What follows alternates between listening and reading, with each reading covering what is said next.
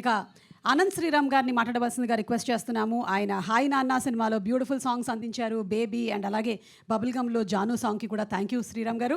పనిలో పని మీ పబ్లిసిటీ చేసేసుకోండి. ఎవరు డప్పు వాళ్ళు కొట్టుకోవాలి కదండీ.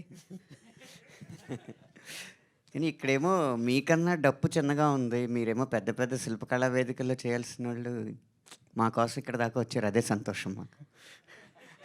అంటే వేదిక ఏది అనేది ఇంపార్టెంట్ కాదండి.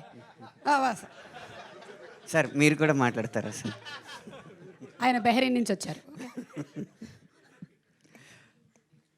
మీ రంగాల్లో అగ్రస్థానంలో ఉన్న రంగస్థలాన్ని ప్రోత్సహించే కథ కోసం ఇంత దూరం వచ్చి ఇక్కడ కూర్చున్న పెద్దలందరికీ, అలాగే రంగస్థలానికి ప్రతినిధులుగా ఉన్న సురభి కుటుంబ సభ్యులందరికీ నా హృదయపూర్వకమైన నమస్కారం.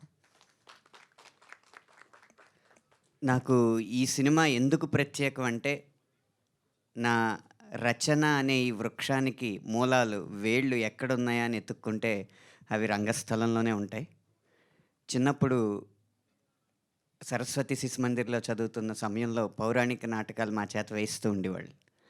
అప్పుడు ఆ నాటకాల్లో డైలాగులు, పద్యాలు చెప్తున్నప్పుడు ఈ చెప్తున్న వాడికంటే చెప్పించిన వాడి కృషి ఎక్కువ ఉంది కదా అని ఆ వయసులో నాకు అనిపించి రచన వైపు నేను మరలడం జరిగింది.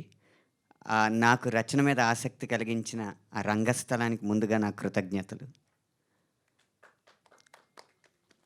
అలా నా మూలాన్ని స్పృశించిన కథని నా ముందు తీసుకొచ్చి నా చేత పాటలు రాయించిన అర్జున్ సాయి గారికి కూడా నా హృదయపూర్వకమైన ధన్యవాదాలు.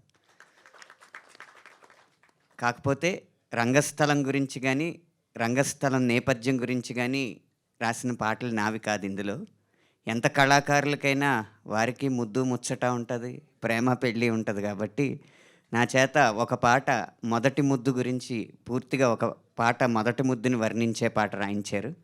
రెండవది marriages are made in heaven అని పవిత్రమైన వివాహ బంధం గురించి రాయించారు.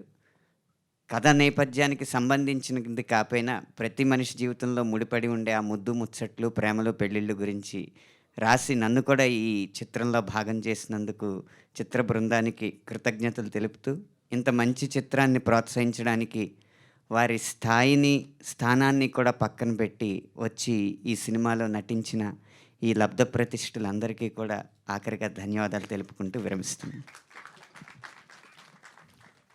థ్యాంక్ యూ అనంత్ శ్రీరామ్ గారు. ఈరోజు